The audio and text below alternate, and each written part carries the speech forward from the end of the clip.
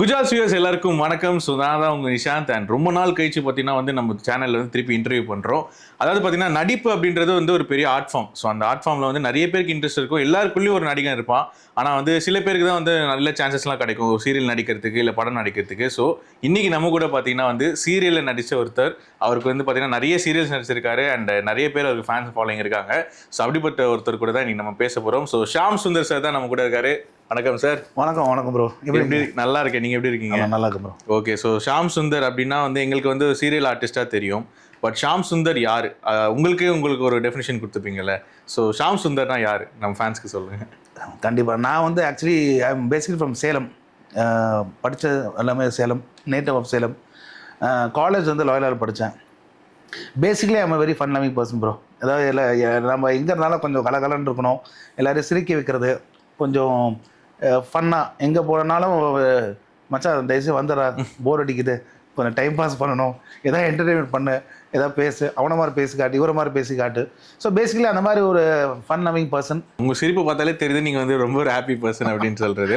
And so உங்களோட childhood பற்றி நம்ம பேசலாம். ஏன்னா இப்போ நம்மளுக்கு எல்லாருக்கும் சீரியல் ஆக்டர் உங்களுக்கு தெரியும். பட் ஆனால் உங்களோட சைல்டுஹுட் வந்து நிறைய மெமரிஸ் இருக்கும் இன்ட்ரெஸ்டிங்காக. ஸோ நீங்கள் எப்படி ஆக்டிங்குள்ளே வந்ததுக்கு அதில் ஏதாச்சும் ஒரு இன்ஸ்பிரேஷன் விஷயம் இருக்கா அப்படின்ற மாதிரி கூட இருக்கலாம். கண்டிப்பாக சைல்டுஹுட் பற்றி சொல்லுங்கள். கண்டிப்பாக சார். ஆக்சுவலி நான் சொன்ன மாதிரி I'm from Salem. My grandfather வந்து இஸ் அ ஸ்டூடியோ ஓனர், சேலத்தை ரத்னா ஸ்டுடியோஸ் அப்படின்னு சொல்லி அந்த காலத்தில் ரொம்ப ஃபேமஸ். ஓகே. சேலத்தை ஒன்லி 2 ஸ்டுடியோஸ். ஒன்று வந்து மாடர்ன் தியேட்டர்ஸ், எங்களது ரத்னா ஸ்டுடியோ.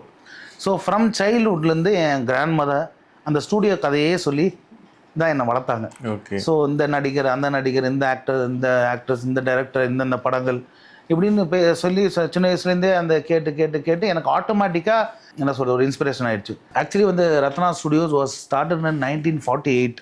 சரிங்களா ப்ரோ? எங்கள் தாத்தா மிஸ்டர் ரத்னா பிள்ளை அவர் தான் ஆரம்பித்தது.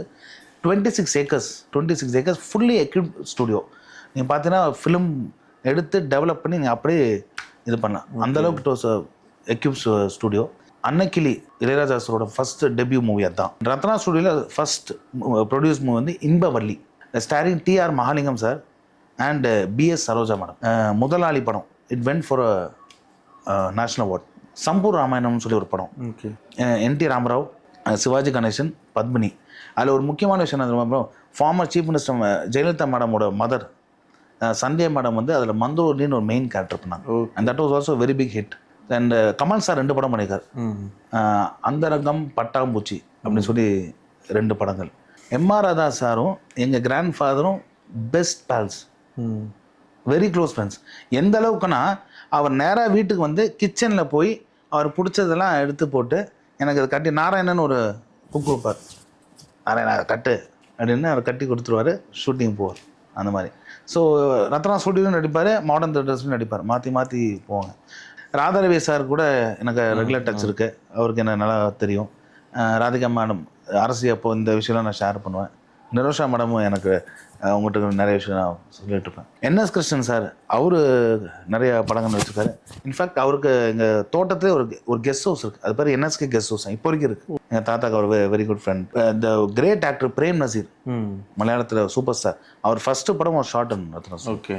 எங்கள் ஸ்டுடியோ ஏரியா பேர் வந்து Mamangam. Ratna studio was a play ground மாதிரி எங்களுக்கு. சின்ன வயசு நாங்கள் போய் எல்லாம் விளையாடிட்டு இருப்போம். ஆப்போசிட்லேயே எங்கள் பங்களா. டோட்டலாக 100 ஏக்கர்ஸ் ப்ராப்பர்ட்டி, அது டோட்டலாக 100 ஏக்கர்ஸ். ஸோ அந்த மாதிரி இப்போவும் அந்த தோட்டம்லாம் அப்படியே இருக்குது. Except for the elevation it is become now a granite factory அங்கே. பட் நாங்கள் ரெக்வஸ்ட் பண்ணக்காக அந்த எலிவேஷன் அப்படியே இருக்குது. இதெல்லாம் வந்து தமிழ் சினிமாவில் ஒரு வரலாறு. கண்டிப்பாக. ஸோ எனக்கு வந்து அந்த ஃபேமிலியில் இருக்கேன் அப்படிங்கிறது எனக்கு ஒரு பெரிய பெருமை. ஃபர்ஸ்ட் டைம் ஷூட்டிங் பார்த்த ஞாபகம் எதாக இருக்குது? கண்டிப்பாக இருக்குது. அதை பார்த்தீங்கன்னா வந்து லாஸ்ட்டாக ரத்னா ஸ்டுடியோ எடுத்த படம் பேர் வந்து மணி ரத்னம் படம். ஆனந்த் பாபு சாரும் நெப்போலியன் சாரும் நடித்தாங்க. மோகனான்னு நினைக்கிறேன் அவங்க அந்த ஹீரோயின் பேர், அவங்க பேர் வரல. ஸோ அந்த படம் தான் லாஸ்ட்டாக ஷூட் பண்ணாங்க. அப்போ நான் வந்து ஸ்கூல் தான். ஸோ ஆனால் நாங்கள் உட்காந்து அந்த ஷூட்டிங் பார்த்துட்டே இருந்தேன். இந்த ஹோல் டே எப்படி எடுக்கிறாங்க அது இதுன்னு it was very interesting. Time போனதே தெரில. அதுக்கப்புறம் பார்த்தா காலேஜ் சேர்ந்தவன் தான் ரொம்ப இன்ட்ரெஸ்ட் அதிகமாகிடுச்சு. எல்லாருமே வந்து நான் ஐ வாஸ் அ ஹாஸ்டலர். எல்லோரும் என்ன பண்ணுவாங்க, லஞ்ச் சாப்பிட்டு நல்லா தூங்கிடுவானுங்க. நான் மட்டும் என்ன பண்ணுவோம், காலேஜ்லேருந்து கிளம்பி நேராக கோடம்பாக்கம் வந்துடுவேன். வந்துட்டு அங்கே எங்கெங்கே ஷூட்டிங் நடக்குதுன்னு கேட்டுப்பேன். பிரசாத் ஸ்டூடியோ, ஏவிஎம்மில் பாட்டுக்கு போயிட்டு நின்று அவர் கணக்கில் பார்த்துட்டு ஈவினிங் 6 மணி ஆனோடனே கிளம்பி வந்துடும். 8 மணிக்குள்ளே ஹாஸ்டல் வந்துடணும். இதை நோட் பண்ணிட்டு இருந்த ஒரு ஃபாதர் வந்து கூப்பிட்டு, எங்கடா டெய்லி கிளம்பி போகிற வர, எங்கே போகிற அப்படின்னு கேட்டார். இல்லை ஃபாதர், நான் வந்து ஷூட்டிங் பார்க்க போகிறேன் ஃபாதர் அப்படின்னு.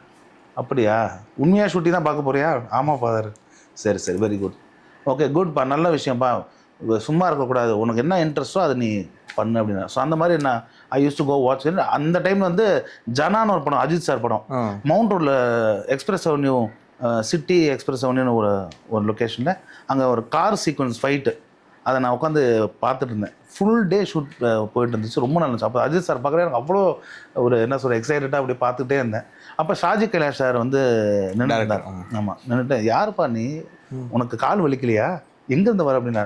இல்லை சார், நான் லாயலா காலேஜ் ஸ்டூடெண்ட் சார், இந்த மாதிரி ஷூட்டிங் பார்க்கணும் சார். அஜித் சார், சரி சரி ஓகே அப்படின்னாரு. ஸோ அந்த மாதிரி நிறைய விஷயம், நிறைய ஷூட்டிங் நான் பார்த்துருக்கேன். அது ஆட்டோமேட்டிக்காக எனக்கு அதுக்குள்ளே மைண்டில் ஏறிச்சு. ஸோ காலேஜ்லேயும் ஐ வாஸ் வெரி எல்டிஎஸ்ன்னு ஒன்று, லாயலா தியேட்டர் சொசைட்டி, நான் அதுலேயும் இருந்திருக்கேன். ஸோ எவ்ரி இயர் வந்து பிளேஸ் நடக்கும், எக்மோர் மியூசியம் தியேட்டர் தான் பெர்ஃபார்ம் பண்ணுவோம். ஸோ இது எல்லாம் தான் எனக்கு ஒரு மேபி ஒரு moulded up to one acting and actor. இதில் என்ன இன்ட்ரெஸ்டிங் ட்விஸ்ட் என்னன்னா, இப்போ லாயலாலேருந்து விஸ்காம் படித்தவங்க வந்து ஆக்டர்ஸ் ஆயிருக்காங்க, ஆனால் நீங்கள் வந்து பிஏ ஹிஸ்ட்ரி படிச்சிருக்கீங்க. ஸோ நீங்கள் என்ன ப்ரூவ் பண்ணியிருக்கீங்கன்னா, விஸ்காம் படித்தா மட்டும்தான் இதுக்குள்ளே வரணும்னு இல்லை, என்ன படித்தாலும் நமக்கு இன்ட்ரெஸ்ட் இருந்தால் வரலான்னு சொல்லிட்டு. ஸோ அதை பற்றி கொஞ்சம் சொல்லுங்களேன். ப்ரோ கண்டிப்பாக ப்ரோ, கரெக்டான பாயிண்ட். அதாவது இந்த கோர்ஸ் படித்தாதான் சினிமாவில் நம்ம வரணும். இப்போது விஸ்காமோ இல்லை மீடியா ஸ்டடீஸோ இல்லை வந்து இப்போ பிஎம்எம் அப்படின்னு பிஎஸ்சி இன் மல்டிமீடியா அனிமேஷன் வந்திருக்கு அந்த கோர்ஸ்லாம். ஸோ இது வந்து டெக்னிக்கலாக நீங்கள் போகணுன்னா ஓகே யூ கேன் அந்த கோர்ஸ் எடுத்துக்கலாம். ஆனால் விஸ்காம் படித்தா ஆக்டர் ஆகிடலாம், இது பண்ண அதெல்லாம் கிடையவே கிடையாது. நீங்கள் பார்த்தீங்கன்னா வந்து லாயலாவில் படித்த அத்தனை ஆக்டர்ஸ் இப்போ பார்த்தீங்கன்னு வச்சுக்கோங்களேன், இன்க்ளூடிங் விஜய் சார் வந்து விஸ்காம் பண்ணார், சூர்யா சார் பிகாம் பண்ணார், எஸ்ஏ சூர்யா சார் பிஎஸ்சி ஃபிசிக்ஸோ ஏதோ பண்ணார், விக்ரம் சார் வந்து பிஏ இங்கிலீஷ் லிட்ரேச்சர் படித்தார், வெற்றிமாறன் சார் வந்து லிட்ரேச்சர் தான் படித்தார், இங்கிலீஷ் லிட்ரேச்சர். ஸோ இது ஜெயம் ரவி கூட விஸ்காம் பண்ணார். ஸோ அந்த மாதிரி நிறைய ஸோ இவங்க எல்லாம் பண்ணதெல்லாம் பிஏ தான், but today there all big actors. So இதை படித்ததா இந்த கோர்ஸ். லாயலாக்குன்னு ஒரு ராசி உண்டு ப்ரோ.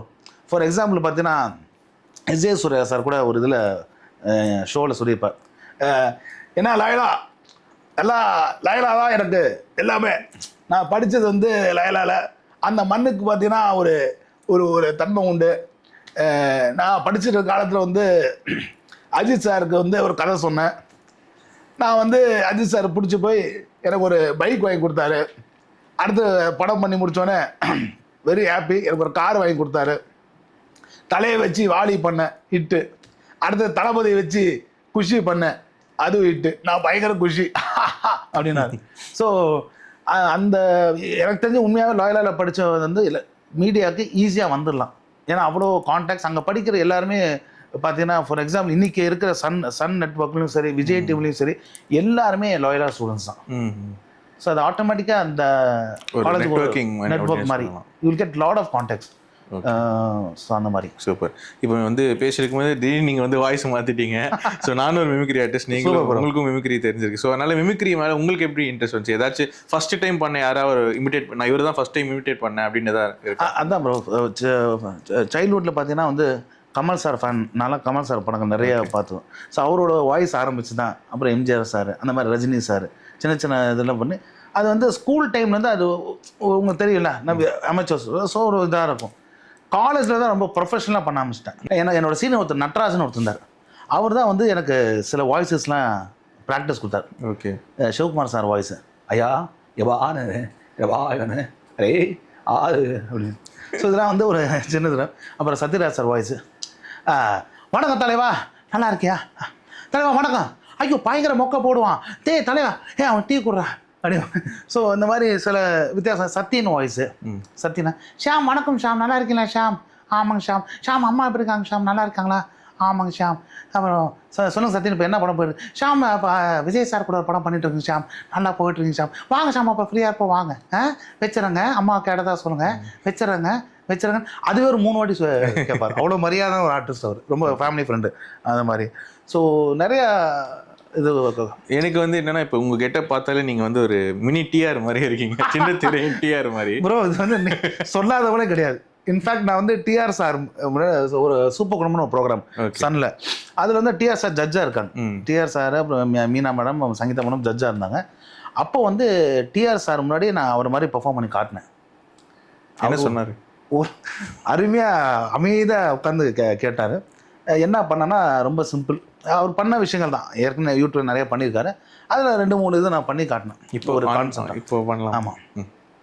இன்றைய காலகட்டத்தில் தூங்கும்போது கூட ஆட்டிக்கிட்டே இருந்தேன் காலை, என்ன தூக்கி வச்சு ஊற்றுறாங்க பாலை. சார் ஒன்று சொல்லிருக்கேன், கூர்மையாக இருந்தால் தான் சார் அது ஆணி, கூர்மையாக நீ யோசிச்சா தான் நீ ஞானி. ஒரு காலத்தை நான் உன்ன மாதிரி ஒரு மாணவன், அதே நேரத்தில் நான் ஒரு வித்தியாசமானவன். என்னை படைச்சதோ அந்த பிரம்மா, அவன் மட்டும் நான் வந்து சும்மா. என்னை தாய்ப்பால் ஊட்டி வளர்த்தது எங்கள் அம்மா, எங்கள் அப்பாவுக்கு நான் சன்னு தான், என்னை வளர்த்து விட்டது சன்னு தான். அப்படியே இப்படி பார்த்தாரு. பார்த்துட்டு நல்லா பண்ணப்பா, என்ன மாதிரி எதுப்பா பண்ண, என்ன மாதிரி எதுப்பா பண்ண அப்படின்ட்டாரு. சார் சாரி சார், இல்லை என்ன மாதிரி விடுப்பா, நான் ஒரு சாதாரண ஆளுப்பா, என்ன மாதிரி இது பண்ண, உன்ன மாதிரி பண்ணு, உனக்குன்னு இருக்க தனி திறமை தனித்துவம் உன்ன மாதிரி பண்ணுப்பா அப்படின்னு சொல்லிட்டு அப்புறம் காம்ப்ரமைஸ் ஆகி ஒரு பிக்கு கூட இருக்குது, அநேகமாக நீங்கள் ஷேர் பண்ணுங்க. அவர் லாஸ்ட்டாக அவர் கை பிடிச்சிட்டு அவர் சொன்னார், ஷாம் தென்றல் நான் உன் சீரியல் பார்ப்பேன்ப்பா, ரொம்ப நேரம் நடிக்க, நீ சிலம்பரசமா நீ எனக்கு பையன்தான் சரியா, நீ என்னைக்கு உன்ன மாதிரி பண்ணு என்ன மாதிரி பண்ணாது அப்படின்னு அவர் வந்து ரொம்ப ஒரு ஜென்யூனான பர்சன். எனக்கு ரொம்ப பிடிக்கும் அவர், அதுதான் விஷயம். ஸோ சொன்னார் ரொம்ப நல்லா பண்ணுறேன், உனக்கு நிறைய திறமை இருக்கு, நீ கண்டிப்பாக உருவப்பா அப்படின்னாரு. ஸோ தேங்க்யூ சார் அப்படின்னு. பொறுத்த வரைக்கும் மிமிக்ரியை பொறுத்த வரைக்கும் பாடி லாங்குவேஜ் ரொம்ப கண்டிப்பாக நான் வந்து அவரை ரொம்ப அப்சர்வ் பண்ணேன், நிறைய அவரோட வீடியோஸ் பார்ப்பேன், நிறைய அவரோட படங்கள் பார்ப்பேன். ஸோ ஆட்டோமேட்டிக்காக தாடி, அந்த தாடிலாம் தாடி அந்த அரசியல் அப்படியே சார் எதுக்கு சார் நீங்கள் வச்சிருக்கேன் தாடி அப்படின்னு சொன்னப்போ அவர் சொல்லியிருக்காரு, வாடி என்று அழைத்தேன் வரவில்லை, போடி என்று வைத்து விட்டேன் தாடி, நீ வந்தா வாடி வராட்டி போடி அப்படின்னா. அந்த மாதிரி ஸோ தாடிக்கு கூட ஒரு சில அடுக்குமொழிகள் அவர்கிட்ட பார்த்து நான் கற்றுக்கிட்டது. இனிஷியலாக நீங்கள் வந்துட்டு ஆக்டிங் பண்ணுறதுக்கு வந்து நிறைய சான்சஸ்லாம் தேடி இருப்பீங்கல்ல, ஸோ உங்களோட அந்த இனிஷியல் ஸ்ட்ரகிள்ஸ் எப்படி இருந்துச்சு உங்களுக்கு? நீங்கள் ரியலாக ஸ்ட்ரகிள் பண்ணீங்களா, இல்லைனா ஆல்ரெடி ஒரு ஸ்டுடியோ பேக்ரவுண்ட் இருந்தனால உங்களுக்கு ஈஸியாக இருந்துச்சா இந்த இண்டஸ்ட்ரியில்? கிடையவே கிடையாது ப்ரோ, என்ன பேக்ரவுண்ட் எதுவாக இருந்தாலும் this is a very very tough industry. நான் இன்னைக்கு 2K கிட்ஸுக்கு சொல்ல வேண்டிய ஒரு விஷயம், ஐ திங்க் ஈஸியாக நம்ம போய் டக்குன்னு ஒரு சான்ஸ் கிடச்சா எனக்கு சப்ஸ்டெனபிலிட்டி இங்கே வந்து நீங்கள் லாங் ரன் ஓடுறது தான் ரொம்ப tough. I started acting after college 23 I started acting. So எனக்கு சும்மா கிடைக்கல, நானும் நிறைய ட்ரை பண்ணேன், நிறைய பேர் போய் பார்த்துட்டே இருந்தேன்.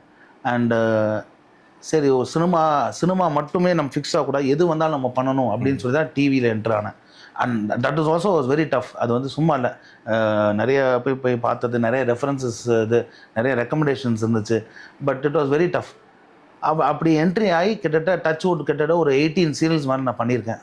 அண்டு நடுவில் தான் எனக்கு ஒரு சின்ன ஸ்மால் கேப். ஓகே.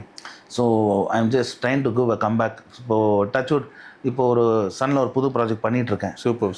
ஸோ அது I think next month on air வரப்போகுது. ஐ திங்க் மக்கள் தான் நமக்கு மீண்டும் வரவே கொடுக்கணும். ஏன்னா it is a very tough. எனக்கு ஆல்மோஸ்ட் கொரோனாக்கு அப்புறம் ரொம்ப டஃப்பாக இருந்துச்சு. It was very tough. நான் அவர் ட்ரைங் மை பெஸ்ட், எல்லோரும் போய் பார்த்துட்டு தான் இருந்தேன், நிறைய இது சம்திங் டென்ட் ஒர்க். பட் ஓகே, நான் கொஞ்சம் ரொம்ப சாமி பக்தி.